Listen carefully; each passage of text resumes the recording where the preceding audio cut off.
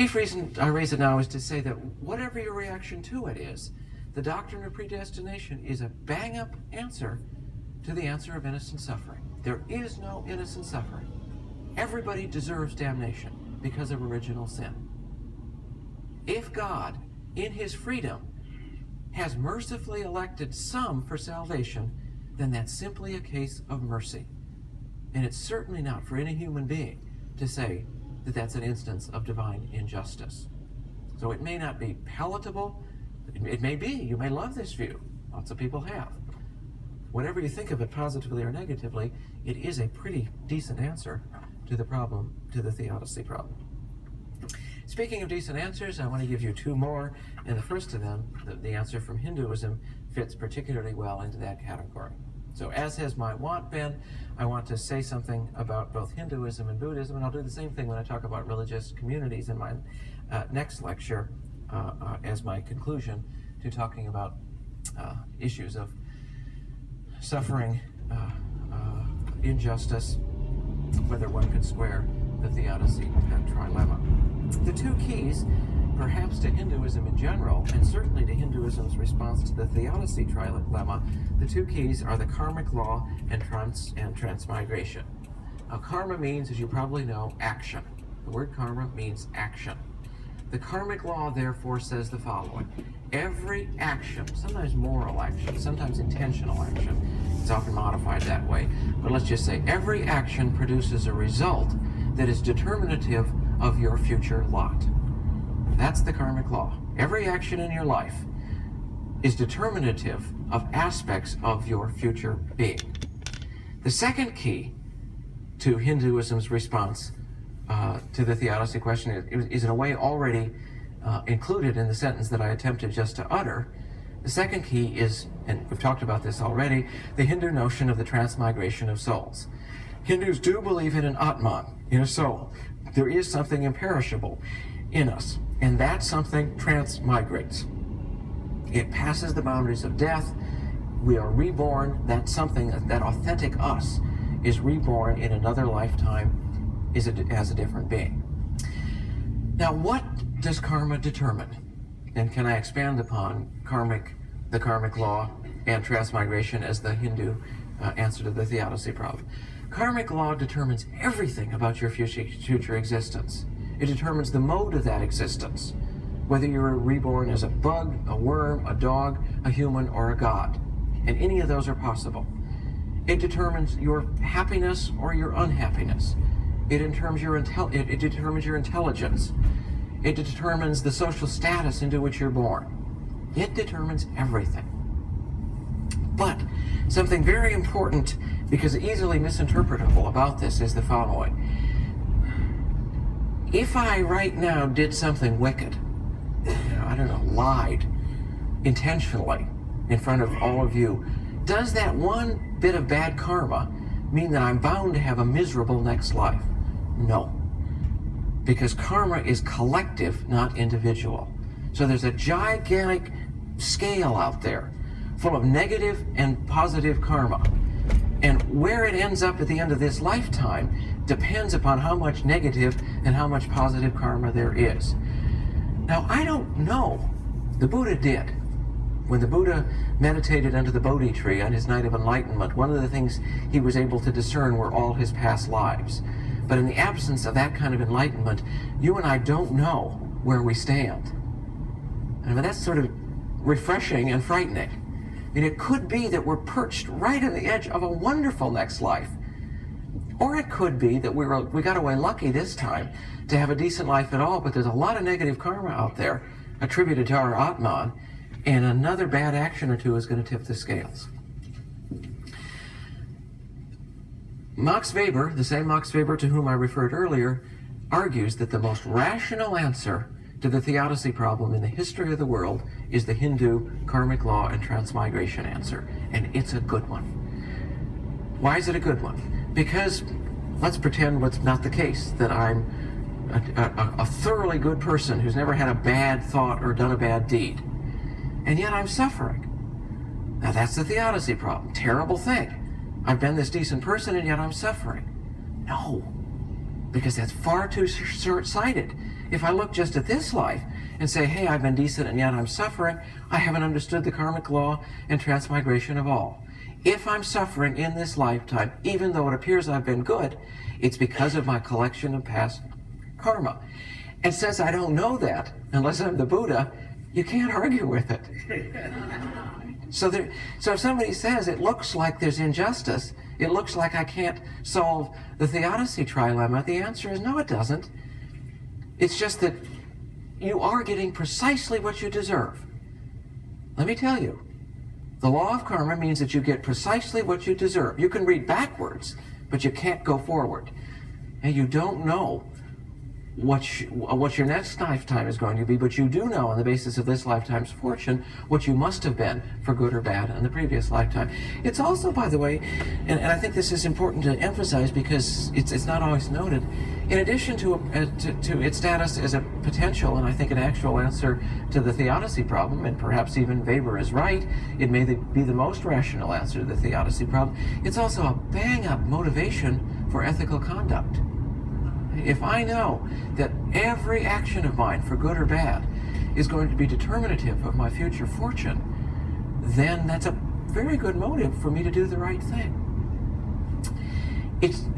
I'll come back to what I said at the end of Job right now before I move on to Buddhism. If it's the most rational solution, in Max Weber's term, to the theodicy problem ever, has it universally worked among Indian and other Hindus?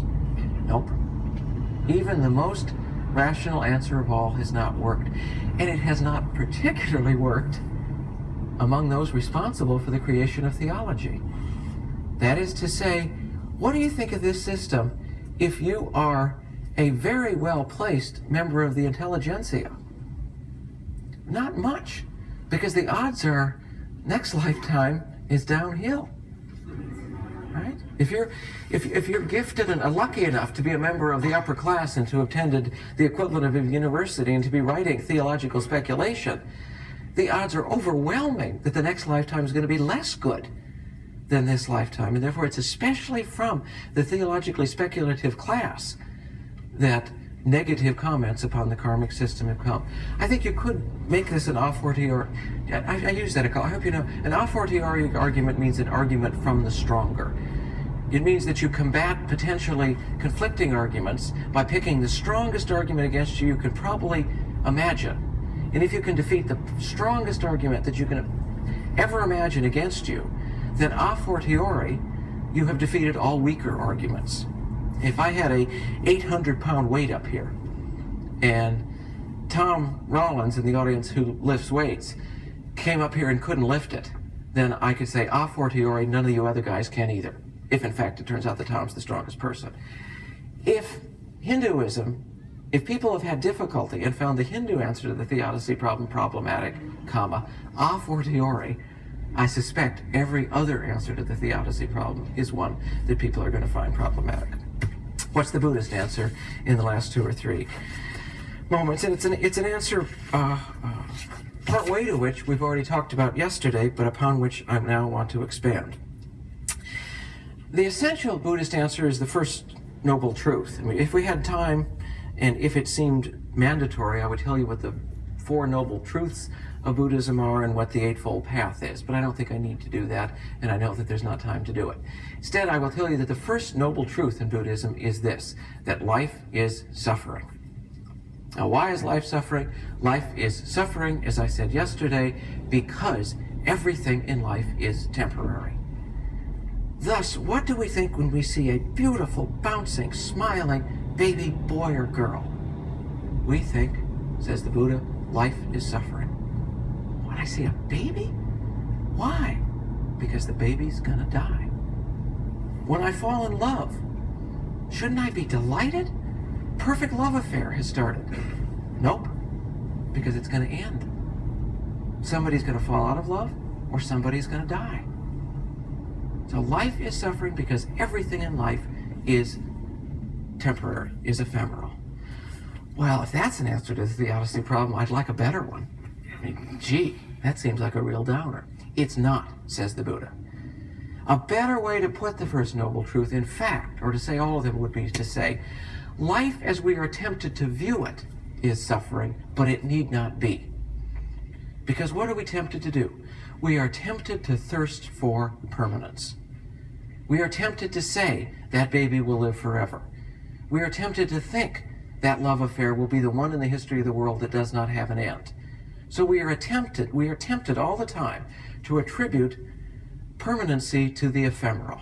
But if we overcome that temptation, if we understand the world correctly, then we'll understand that the statement that life is suffering is in fact doubly beneficial.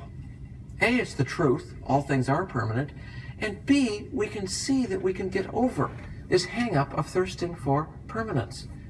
We don't have to. And once you get over the thirst for permanence, or in Buddhist terms, once you have lost the hope for permanence, then you can rest content. So life appears to be suffering. There appears to be injustice. There appears to be injustice. It appears to be hard to solve the theodicy trilemma only because we make the basic human error of wanting to make permanent that which is impermanent. If we would realize that nothing, not even the soul, is permanent, that the cosmos is nothing but a series of processes coming into and going out of existence, then we can rest content with the notion that the very thirst for permanency is in fact the source of our problem.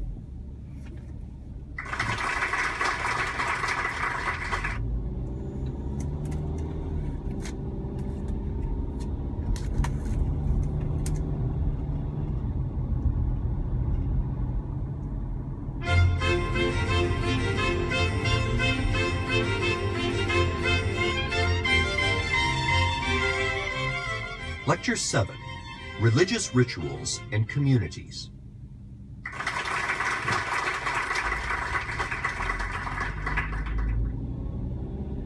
I call lecture number 7 Religious Rituals and Communities.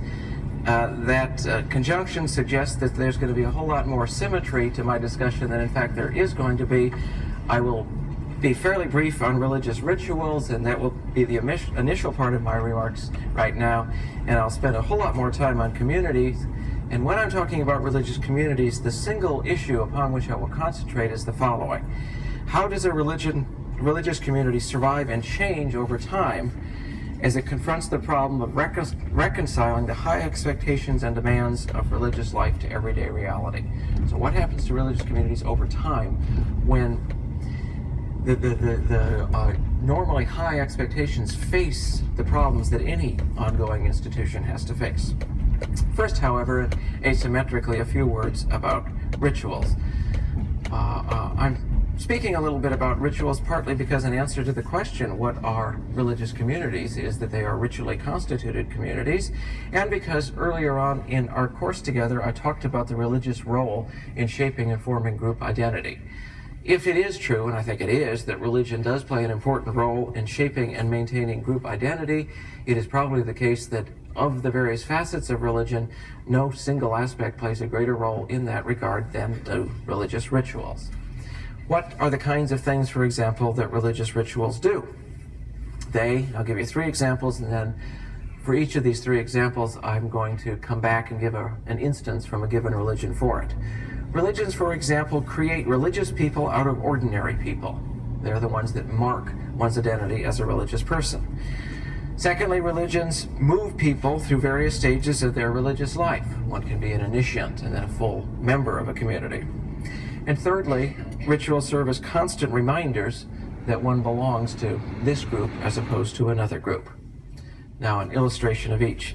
Great reminder of a great example of that third function of rituals, the function that rituals perform to remind people that they belong to a distinct group, is the Jewish Passover ritual. Once a year, the entire Jewish community gets together and recites the story of what happened in Egypt and the Exodus out of Egypt. And for the moments in which that story is told, the entire Jewish community feels more united as a people than it certainly would in the absence of telling that story. Nice example of the function of rituals which they perform when their function is to move people through various stages of their religious life is what's called in Hinduism the Upanayana ritual. And the Upanayana ritual is that which accompanies a member of one of the upper 3 classes, or castes, a Brahman, a Kshatriya, or Vaishyava, who is twice born. A certain stage in their life, Indian boys, if they're a member of the upper three classes, Shudras are not eligible, can undergo the investiture of the sacred thread and become twice born. The ritual, the Upanayana that accompanies their becoming twice born does a beautiful job of transferring them from one stage in their religious life to another. The first instance of a ritual that I gave you was that of making a religious person out of a non-religious one, and a super example of that, to my way of thinking, is baptism. A child of death, a child bound to death, is himself ritually drowned, as it were, properly, at least in early Christianity, immersed in water, representing both the cleansing of the flood and the kind of death through which Jesus went. And on the far side of that immersion in water, one emerges as a new kind of person. I told you yesterday, and I found them now, that there was that St. Augustine had some very strong views about baptism that revealed how important this ritual was. And two examples. One of them is that St. Augustine's normal way of referring to baptism was to use verbs for to make. So it is baptism that makes a Christian. That's so that a baptistry is a kind of Christian factory. It is that place where baptisms happen is where Christians are manufactured in a sense. And secondly, as I mentioned again yesterday, Augustine at one point in his life said that it was impossible for him to conceive of a pious catechumen's being saved if he died a sudden death and was not baptized at the time. So the person has done everything, learned everything he should have learned, worn all the right clothes, but has not gone through that baptismal ritual, and therefore the person is not saved, cannot be saved. When I say, finally, under rituals, the significance of religious rituals, this is a series of comments which will overlap to some extent with my very concluding comments this afternoon. And that is simply a plea for all of you to try to think of religious rituals as more important than we as Americans may be tempted to think of them as. For some reasons through which I'll go when I describe religious life in America that are very explicable and understandable, we Americans tend to dramatically undervalue the significance of ritual. Just give you a quick example. Since so many Americans in our formative period were Reformed Protestants, and Reformed Protestantism had broken off from Roman Catholicism, the standard bit of ideology was Roman Catholics are the religious people full of rituals, and we Reformed Protestants are not. But it goes way beyond religion. I think in many spheres of American life, we tend to dramatically undervalue this thing. We tend to have a kind of formula which goes that the significant is to the insignificant as the practical or the essential is to the ritual. And without counting, I will flat bet that most times in American speech and writing that words like ritual and ceremonial show up, they're preceded by words like only or merely or other terms like that. We tend to think that they're unnecessary. I'm not going to, in this afternoon or any afternoon, be able to say to you they're more important than you think they are, because obviously the way in which you think of them is the way in which you think of them.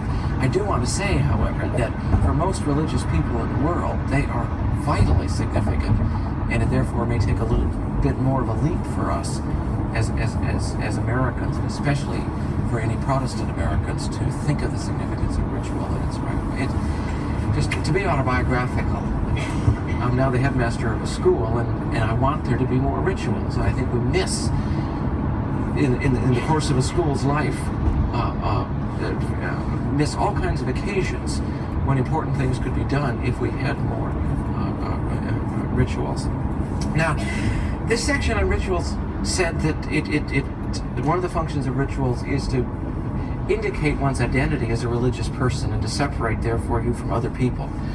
Lest I be seen as talking too rosily about religion in these 2 days, let me make obvious what you all know, and that is that there is a negative side to this group identity part of religion.